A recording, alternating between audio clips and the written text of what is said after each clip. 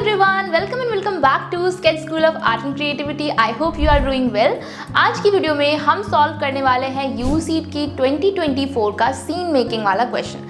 Okay guys, तो ये जो सीन मेकिंग का क्वेश्चन है ना, वो कुछ इस तरीके से है कि 5-year-old Gita is cleaning the garage with her grand mother and father. मतलब वो गैराज की सफाई में मदद कर रही है अपनी ग्रैंड मदर की एंड फादर की। उसके फादर जो है वो कॉबवेब साफ कर रहे हैं एंड उसकी जो ग्रैंड मदर है उनको अपना पुराना गिटार मिला कॉलेज टाइम का, जिसे वो एक्साइटेडली प्ले कर रही है एंड गीता जो है वो एक्साइटेडली डांस कर रही है। एंड इसमें एक आपको चीज़ दी गई है कि ये सारा जो व्यू है वो उसकी फ्रेंड, गीता की फ्रेंड देख रही है गेट पर से, और आपको गीता की फ्रेंड के व्यू से व्यू बनाना है। ठीक है, मतलब देखो यहाँ पे आपको पूरा एक ऑब्जर्वेशन दे रखा है कि ऐसा ऐसा ऐसा होगा, और जो गीता की फ्रेंड है वो देख रही है एंड आपको इसको ड्रॉ करना है। अब देखो, ये जो क्वेश्चन सॉल्व करने के लिए कुछ चीज़ें तुम्हें होनी चाहिए। सबसे पहले तो तुम्हें आना चाहिए बनाना टेक्निकली। ठीक है, अगर आपको टेक्निकली बनाना आता है, आपको पता है कि अच्छा इसके व्यू के हिसाब से बनाना तो कैसे बनेगा। अब वो एक बच्ची है, ठीक है, जो गीता की फ्रेंड होगी, ऑब्वियसली वो भी 5 साल की होगी क्योंकि गीता 5 साल की है। ठीक है, तो अब गीता की जो फ्रेंड है उसके हिसाब से व्यू बनेगा, मतलब एक 5 साल की बच्ची के हिसाब से व्यू बनेगा। तो किस तरीके से एक 5 साल की बच्ची देखती है वो बनाना भी तुम्हें आना चाहिए। एंड वो सब आप कब तुम्हें पता रहता है, जब तुम्हें टेक्निकली स्केच बनाना आता है। ठीक है, उसके बाद सेकेंड थिंग जो बहुत इंपॉर्टेंट है वो है ऑब्जर्वेशन, कि तुम्हें क्वेश्चन में जितनी डिटेल्स मेंशन है, जितनी चीज़ें तुम्हें बता रखी हैं क्वेश्चन में कि अच्छा ये हुआ ये हुआ ये हुआ, ये चीज़ें हैं गैराज में, ये चीज़ें हैं, तो उन सबको आप मेंशन करो अपने स्केच में। और ऐसे नहीं कि तुम बस करे जा रहे हो, कहीं पर भी करे जा रहे हो, उसको प्लान्ड वे में मेंशन करना है ना, ऐसे कि लगे कि हाँ अच्छे से आपने ऑब्जर्व किया है एंड वो जो पूरा सीन है वो बैलेंस्ड है, एक गैराज की तरह लग रहा है, और उसको बहुत अच्छा बनाना है। ठीक है, ये दूसरी चीज़ है। And third cheese is presentation. Presentation मतलब देखने में आपका स्केच कितना ज़्यादा अच्छा लगता है, ये भी एक बहुत इंपॉर्टेंट चीज़ है। तो इन तीनों स्टेप में आप किसी भी सोल्यूशन को सॉल्व कर सकते हो। ओके, सो आज हम लोग इसको इसी 3 स्टेप में सॉल्व करने वाले हैं। हम टेक्निकली सॉल्व करेंगे, जितनी भी ऑब्जर्वेशन हमने पढ़ी उन सबको ऐड करेंगे एंड साथ ही में मैं तुम्हें कुछ टिप्स भी दूंगी बीच बीच में। ओके गाइस, तो वीडियो को लास्ट तक देखना।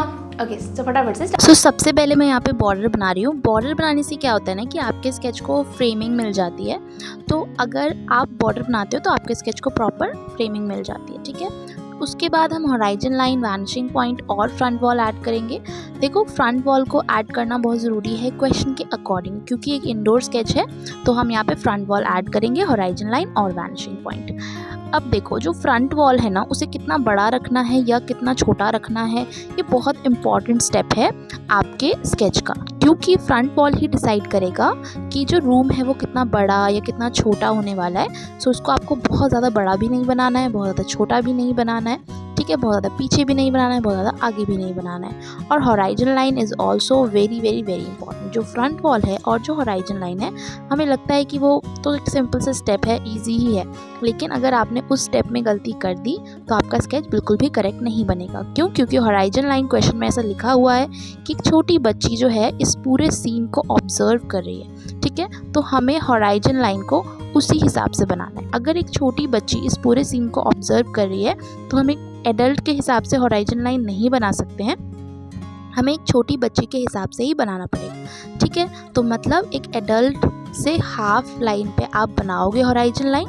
ठीक है, और वो बहुत ज़्यादा ज़रूरी है। ठीक है, after front wall, horizon line, पूरा रूम बनाने के बाद आपको क्वेश्चन की डिटेल के अकॉर्डिंग काम करना है कि क्या क्या चीज़ें आपको बोली गई हैं क्वेश्चन में, और उसको बनाना है। जैसे कि क्वेश्चन में हमें बोला गया था कि जो ग्रैंड मदर है वो गिटार बजा रही है और जो ग्रैंड डॉटर है वो डांस कर रही है। ठीक है, तो उसके अकॉर्डिंग ही हमें सोल्यूशन बनाना है। अब ये जो है वो मेन एलिमेंट है क्वेश्चन का, तो उसके हिसाब से आप उस मेन एलिमेंट को थोड़ा आगे ही बनाओगे तो अच्छा है। देखो, उसको तुम पीछे भी बना सकते हो, ऐसा ज़रूरी नहीं है कि तुम्हें उसे आगे ही बनाना है। लेकिन जब हम उसको आगे बनाते हैं ना तो क्या होता है कि वो हाईलाइट होता है, वो अच्छे से दिखता है। तो जो क्वेश्चन में इंपॉर्टेंट चीज़ें आपको दी जाती है ना, उसको आपको आगे ही बनाना होता है, मतलब उसको फोकस में बनाना होता है। बेसिकली आगे नहीं बोलूँगी, फोकस में बनाना होता है, ताकि एग्जामिनर को अच्छे से दिखे वो कि हाँ आपने ये सारी की सारी डिटेल्स जो हैं उसे ऐड किया है, और वो आपके सोल्यूशन के लिए बहुत अच्छा पॉइंट है। ओके गाइज, देखो जो क्वेश्चन था ना उसमें बहुत सारी तुम्हें छोटी छोटी डिटेल्स दी गई थी। अब वो छोटी छोटी डिटेल्स को तुम क्वेश्चन को पढ़ भी सकते हो। बाकी मैं तुम्हें बताती हूँ, क्वेश्चन में ये भी लिखा हुआ था कि जो ग्रैंड मदर है उनको ये जो गिटार है वो पुराने सामान से मिला जब वो गैरेज की सफाई कर रही थी। ठीक है, तो उसके अकॉर्डिंग अब वो सफाई कर रही हैं तो यहाँ पे क्या क्या चीज़ें होनी चाहिए वो आपको ध्यान से बनाना है। और क्वेश्चन में ये भी लिखा था कि जो फादर है वो कॉपवेब साफ़ कर रहे हैं तो आपको वो भी दिखाना है। उसके अलावा ये भी लिखा था कि एक आपको बाइसाइकिल बनानी है। ठीक है, मतलब बाइसाइकिल होगी उस गैराज के अंदर, और भी छोटी छोटी डिटेल्स उसमें दे रखी हैं। तो उन सबको आपको प्रॉपर्ली पढ़ना है और यहाँ पे ऐड करना है। ठीक है, ये बहुत ही ज़रूरी, बहुत ही इम्पॉर्टेंट स्टेप है ना। अगर आप उन डिटेल्स को ऐड नहीं करोगे सही से तो आपका सोल्यूशन करेक्ट नहीं बनेगा। सोल्यूशन को करेक्ट बनाने का ये एक बहुत इंपॉर्टेंट स्टेप है। देखो रेंडरिंग तो हम कर ही लेते हैं, आखिर में आप फिनिश तो कर ही लेते हो। मेन पार्ट ये होता है कि कंपोज कैसे करें, किस तरीके से बनाए डिज़ाइन, किस तरीके से सोचे।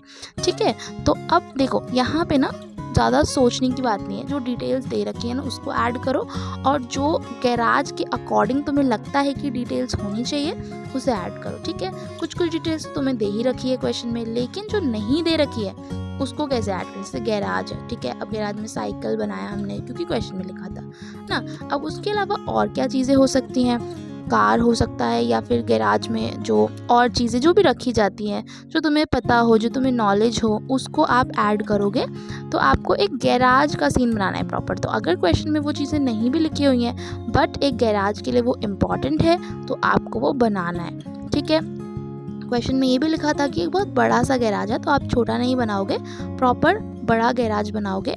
ठीक है, ऊंची बनाओगे, मतलब बहुत बड़ा बनाना है, हाइट में भी विड्थ में भी, ताकि प्रॉपर क्वेश्चन के अकॉर्डिंग लगे। ठीक है, तो क्वेश्चन में हमेशा कुछ डायरेक्ट चीज़ें बोली जाती हैं, कुछ इनडायरेक्ट चीज़ें बोली जाती हैं और दोनों को ही हमें ध्यान से फॉलो करना होता है, वरना हमारा सोल्यूशन गलत बन सकता है जो कि बिल्कुल भी करेक्ट नहीं है। ठीक है, एक बार आप बना लो बेसिक चीज़ें ना, बेसिक डिटेल्स कर लो, उसके बाद आप जाओगे फाइनल पे, बट ये स्टेप बहुत ज़रूरी है। ठीक है, और इस स्टेप को अच्छे से करने के लिए तुम पहले एक छोटे से रफ स्केच भी बना सकते हो, जो भी तुम्हारे माइंड में है कि ऐसे मैं बनाने वाली हूँ या बनाने वाला हूँ, आप उसको रफ पेपर पे लेके आ सकते हो। अगर आपको एग्ज़ाम में रफ पेपर मिल रहा है तो उस पर आप उसको छोटा सा, मतलब बहुत बड़ा नहीं, छोटा सा बना सकते हो कि हाँ इस तरीके से कुछ बन सकता है, और फिर आप उसको फाइनल अपनी शीट पे बना सकते हो, ताकि बार बार गलतियाँ ना हो, बार बार आप अपने डिज़ाइन को चेंज ना करो। तो ये भी एक इम्पॉर्टेंट स्टेप है। ठीक है, इससे आपका स्केच जो है ना अच्छा बनेगा।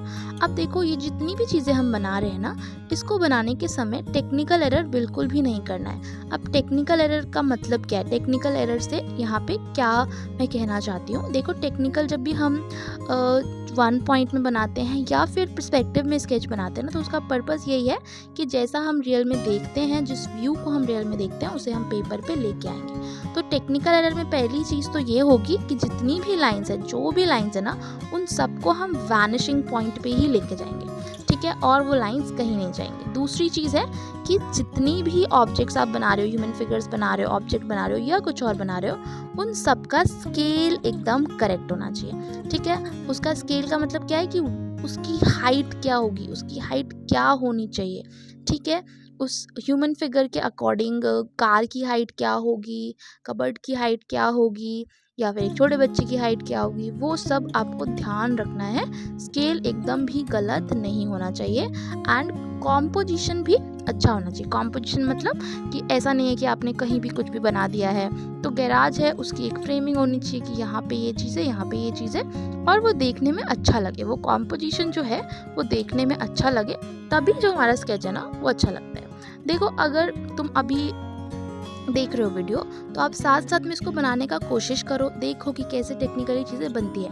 और अगर आपको नहीं आता है पर्सपेक्टिव स्केच बनाना, तो ये स्केच बनाना आपके लिए प्रॉब्लम हो सकता है। मतलब अगर आप रैंडम चीज़ें बनाओगे, रैंडम इन सारी चीज़ों को बनाओगे, तो गलती होने के चांसेस ज़्यादा होते हैं। पर अगर आप टेक्निकली बनाते हो, मतलब पर्सपेक्टिव में बनाते हो, टेक्निकली बनाने का मतलब यही है कि आप पर्सपेक्टिव में सोल्यूशन को बनाते हो, तो गलती होने के चांसेस जो है वो कम होते हैं। कम क्या, होती ही नहीं है। अगर तुम्हें अच्छे से आता है, तुमने बहुत सारी प्रैक्टिस करी है, तो कर सकते हो। ठीक है, और पर्सपेक्टिव स्केच सीखना एकदम इंस्टेंट नहीं होता है। आप पहले टेक्निक सीखते हो, फिर आप करेक्शन करवाते हो, फिर उसके बाद आप ऑब्जर्वेशन पे ध्यान देते हो, तब जाके आप परफेक्ट अच्छे बन पाते हो। तो आप जितना जल्दी शुरू कर दो अपनी प्रिपरेशन उतना बेटर है, अगर आप यूसी देना चाहते हो तो, ठीक है। मतलब अगर तुम 2026 के लिए यूसी देना चाहते हो तो अभी से आप शुरू कर दो तो बहुत बेटर रहेगा, बहुत अच्छा रहेगा, ताकि तुम्हें पर्सपेक्टिव स्केचिंग अच्छे से आ जाए, प्रोडक्ट डिज़ाइनिंग अच्छे से आ जाए, ठीक है। आपके सारे टॉपिक्स जो है वो कवर हो जाए और एग्ज़ाम में आपको कोई प्रॉब्लम ना हो, ठीक है। एप्टीट्यूड पार्ट, ड्राइंग पार्ट दोनों ही बहुत इंपॉर्टेंट है और दोनों को ही बढ़िया से कवर करना भी बहुत ज़रूरी है। हम ये सोच के नहीं जाएंगे कि चलो जो होगा देखा जाएगा एग्ज़ाम में, नहीं, आपको प्रॉपर प्रिपेयर करके जाना है, ठीक है। उसके लिए आप नीचे लिंक से डेमो क्लास भी बुक कर सकते हो, तो डेमो में आपको समझ में आएगा कि किस तरीके से आप टेक्निकली पढ़ सकते हो, समझ सकते हो, चीज़ों को सीख सकते हो, ठीक है। तो demo class is very valuable, आपके लिए बहुत फ़ायदेमंद होने वाला है, तो आप जाके ज्वाइन कर सकते हो। ओके, नाउ यहाँ पे अब हम स्केच की बात कर लेते हैं। तो आप देख सकते हो कि जितनी भी चीज़ें हमने पहले बेसिक बनाई थी, टेक्निकली हमने लाइंस लिए थे, उन सबको अब मैं फिनिश कर रही हूँ, ठीक है। तो क्वेश्चन में ना ऐसा लिखा हुआ है कि यूज़ ओनली पेंसिल्स, ठीक है। आपको बोला गया है कि सिर्फ पेंसिल्स यूज़ करना है, तो आप यहाँ पे सिर्फ पेंसिल्स का ही यूज़ करोगे, आप कुछ और मटेरियल का यूज़ नहीं कर सकते हो, ठीक है। जो हमें क्वेश्चन ने बोला है हमें उसे ही फॉलो करना है, हम कुछ और चीज़ यूज़ नहीं कर सकते। अब देखो, अगर सिर्फ पेंसिल भी यूज़ करना है तो आपको फिर भी इस क्वेश्चन में डेप्थ देना ज़रूरी है। अब डेप्थ का मतलब क्या है? देखो, अगर हम कोई व्यू को देखते हैं तो जो सामने चीज़ होती है हमारी, जो हमारे एकदम पास होती है, उसको हम फोकस में देखते हैं ना, उसकी हमें सारी डिटेल्स दिख रही होती है, उसको हम अच्छे से देख पाते हैं। लेकिन वहीं अगर हम जो चीज़ पीछे है उसकी बात करते हैं तो उसको हम उतनी डिटेल में नहीं देख पाते हैं। फॉर एग्जाम्पल कि एक पोस्टर है, वो तुम पास से देख रहे हो तो तुम उसे पढ़ सकते हो, लेकिन वही पोस्टर जब बहुत दूर था तब तुम उसे नहीं पढ़ पाते हो, ठीक है। तो इसी को हम डेप्थ कहते हैं। और ये डेप्थ हम क्वेश्चन में दिखाएंगे कैसे, ये डेप्थ हम क्वेश्चन में शो कैसे करेंगे? ये डेप्थ आप क्वेश्चन में इस तरह से शो कर सकते हो कि जो चीज़ें पास है उसको आप डार्क बनाओगे, उसको आप बहुत डिटेल में बनाओगे, छोटी छोटी डिटेल्स भी उसमें ऐड करोगे। लेकिन जो चीज़ें दूर है, जो आपकी आईज से दूर है, उसको आप उतना ज़्यादा डिटेल में नहीं बनाओगे, उसको आप बहुत कम डिटेल दोगे, बल्कि हल्का बनाओगे। तो इससे क्या होगा ना कि आपके क्वेश्चन में प्रॉपर डेप्थ दिखेगी, ठीक है। और इस तरह से ना तुम ये भी कर सकते हो कि जो क्वेश्चन में बेसिक ऑब्जर्वेशन दी रखी है कि अच्छा ग्रैंड मदर, फिर ग्रैंड डॉटर, उसके पापा, ये सब चीज़ें दिखाना है, तो आप क्या कर सकते हो ना कि इन सारी चीज़ों को आप हाईलाइट कर सकते हो। तो उससे जो आपका क्वेश्चन में ऑब्जर्वेशन वाला पार्ट है ना, वो बेटर दिखेगा। जो व्यूअर है, जो एग्जामिनर है, जब आपके स्केच को देखेगा तो उसका पहला फोकस जो है ना, वो कहाँ जाएगा? पहला फोकस जो है उसका, वो उन्हीं चीज़ों पे जाएगा जो क्वेश्चन में आपको एज अ डिटेल प्रोवाइड करी गई है, ठीक है। और अगर बीच बीच में तुम्हें लगता है कि कोई चीज़ गलत हो गई है, अच्छा नहीं लग रहा है, तो फटाफट उसको चेंज कर सकते हो। ज़रूरी नहीं है कि उसको ही आगे लेके जाना है। देखो, थोड़ी बहुत चीज़ें होती हैं जो हम बनाते हैं पर हमें लगता है कि नहीं, अच्छा नहीं लग रहा है, तो बहुत आगे जाके उसको मत मिटाओ, ठीक है। उसको बेसिक फॉर्म में ही देख लो कि नहीं, यहाँ पे अच्छा नहीं लगेगा, तो आप बेसिक फॉर्म में ही उसको हटा दो, बेसिक फॉर्म में ही उसको इरेज कर दो, ताकि आपको बार बार करेक्शन ना करना पड़े।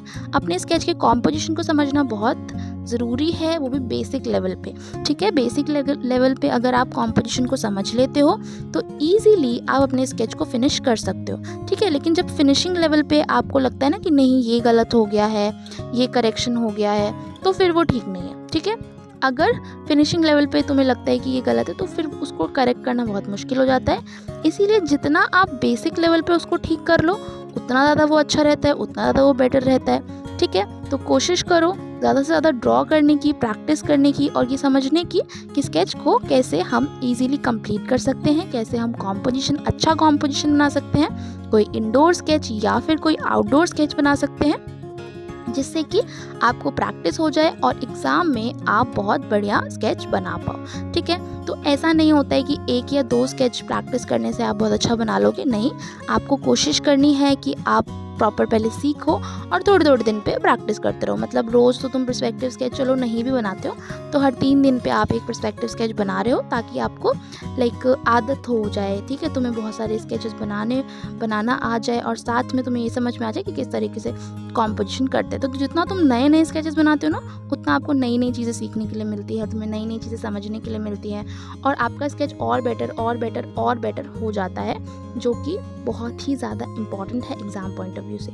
यूसीट में जो पर्सपेक्टिव का क्वेश्चन आता है ना, ऐसा नहीं कह सकती मैं कि बहुत बेसिक लेवल का आता है, क्योंकि उसमें एक एक चीज़ डिटेल दे रखी होती है, उसमें व्यूअर की डिटेल दे रखी होती है, उसमें अलग अलग आई लेवल से पूछते हैं, बच्चे का भी पूछ सकते हैं, वो सिटिंग से भी पूछ सकते हैं, स्टैंडिंग से भी पूछ सकते हैं, और ये सब बेसिक पर्सपेक्टिव नहीं है। इसके लिए आपको थोड़ा अच्छे से आना चाहिए पर्सपेक्टिव, प्रॉपर तुम्हें आना चाहिए कि व्यूअर देख रहा है इस तरीके से तो कैसे बनेगा, व्यूअर अगर पोजीशन चेंज करता है तो कैसे बनेगा, ठीक है। तो perspective is very very very important topic for UCEED, ठीक है। तो आपको इसको कवर करना ही करना है, ओके गाइस। और छोटी छोटी जो डिटेल्स है ना उसको भी, अब यहाँ पे क्वेश्चन में लिखा हुआ था कि जो सीलिंग है ना उसके पास में एक बड़ा सा विंडो है, तो यहाँ पे आप देख सकते हो कि सीलिंग के पास बड़ा सा विंडो मैंने बनाया है, ठीक है, जो कि क्वेश्चन में जो डिटेल है उसको कवर कर रहा है। बाकी जो छोटी मोटी डिटेल्स जहाँ तुम्हें लगे कि खाली हो रहा है स्केच या फिर यहाँ पे थोड़ा सा जो है वो ज़्यादा भरा हो रहा है, तो उसको आप अपने हिसाब से फिक्स कर सकते हो ताकि आपका जो स्केच है वो बेटर हो जाए, ठीक है। लास्ट में हाईलाइट के लिए तुम एक डार्क पेंसिल यूज़ कर सकते हो,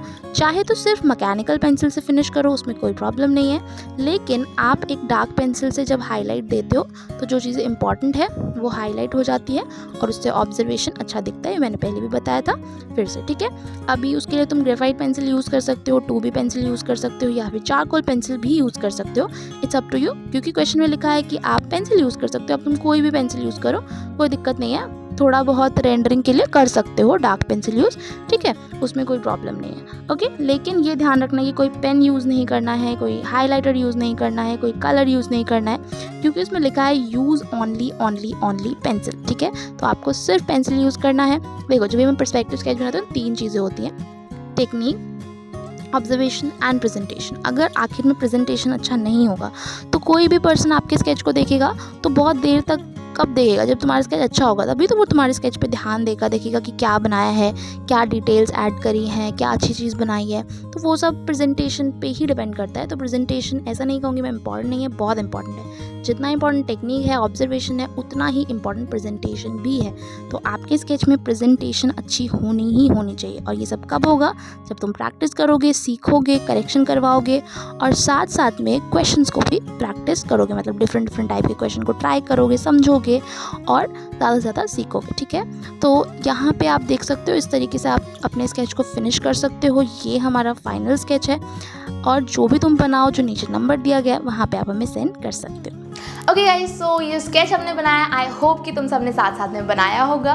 तो जो भी तुमने बनाया, जो नीचे नंबर दिया गया ना, वहाँ पे आप मुझे सेंड कर सकते हो। मैं प्रॉपर्ली ट्राई करूँगी देखने का और तुम्हें रिप्लाई करने का, ओके। क्योंकि जो भी हम बनाते हैं ना उस पर हमें रिव्यू मिल जाता है, तो हमारे लिए लाइक एक टिप हो जाती है कि हाँ यहाँ पे ये गलती है और इसको हमें सॉल्व करना है, ठीक है। सो प्रॉपर्ली जो भी आप चीज़ बनाते हो उसमें जब तक तुम करेक्शन नहीं करवाते हो तब तक वो हाफ स्टेप है सीखने का। जब तुमने उसमें करेक्शन करवा लिया तो वो भी पूरा स्टेप अभी नहीं हुआ है। करेक्शन करवाने के बाद तुमने उसे ठीक कर लिया, तब जाके आपका पूरा लर्निंग कंप्लीट होता है, ठीक है। तो पहले तुम्हें बनाना है, करेक्शन करवाना है, फिर उसको करेक्ट करना है। तो ऐसे ऐसे करके आप धीरे धीरे बहुत अच्छा स्केच बनाना सीख जाओगे, ओके। सो इसके लिए तुम्हें क्या करना है, इसके लिए तुम्हें बहुत सारी प्रैक्टिस करनी है। हमारे चैनल पे कॉन्सेप्ट वीडियोस भी हैं कुछ, उसको आप देख सकते हो। हम ट्राई करेंगे और कॉन्सेप्ट वीडियो डालें ताकि आप सब इमेजिनेशन से बनाना सीख सको। और फॉर प्रॉपर गाइडेंस, आपको प्रॉपरली तुम्हें यूसीट क्रैक करना है। इफ़ यू आर प्रॉपरली बहुत ज़्यादा तुम डिज़ाइन ओरिएंटेड है और तुम्हें करना ही करना है, you can join our institute. हम प्रॉपरली ट्राई करते हैं कि जो इतने भी बच्चे हैं उनकी स्केचिंग स्किल अच्छी हो, उनकी क्रिएटिविटी अच्छी हो, उनकी प्रॉब्लम सॉल्विंग स्किल अच्छी हो, ओके। एंड मेनली क्या होता है ना कि हम हमेशा इस चीज़ पे फोकस करते हैं कि बच्चे बना कितना पा रहे, नहीं, बच्चे सोच के कितना बना पा रहे हैं ये ज़्यादा ज़रूरी है। और आपकी क्या चीज़ अच्छी है ये भी बहुत ज़रूरी है कि तुम्हारे क्या प्लस पॉइंट है, तुम उस हिसाब से सॉल्व करोगे क्वेश्चन, ओके। सो ये सारी चीज़ें बहुत ज़रूरी है एंड वो आप सीख सकते हो विद अस, ओके। सो इसके लिए आपको क्या करना है, you can book a free demo class. मैं ये नहीं कह रही हूँ कि आप प्रॉपर ज्वाइन करो, आपको पहले समझना पड़ेगा कि किस तरीके से लर्निंग हो रही है, ठीक है। अगर तुम्हें अच्छा लगता है, तुम्हें पढ़ाने का तरीका अच्छा लग रहा है, तुम्हें इंटरेस्ट आ रहा है, तब तुम प्रॉपरली ज्वाइन कर सकते हो। लेकिन पहले उसके लिए आपको फ्री डेमो क्लास बुक करनी होगी। And for free demo class you can book from below link और फ्रॉम आवर वेबसाइट, ओके। बाकी ज़्यादा तुम्हें क्वेरी है तो जो नीचे नंबर है वहाँ से भी आप कांटेक्ट कर सकते हो। कोई तुम्हें डाउट है तुम कमेंट सेक्शन में लिख सकते हो, okay. And for more updates, more videos, more practice videos, more concept videos, you can subscribe our channel. बाकी और वीडियोज़ में अब मिलते हैं, तब तक के लिए बाय।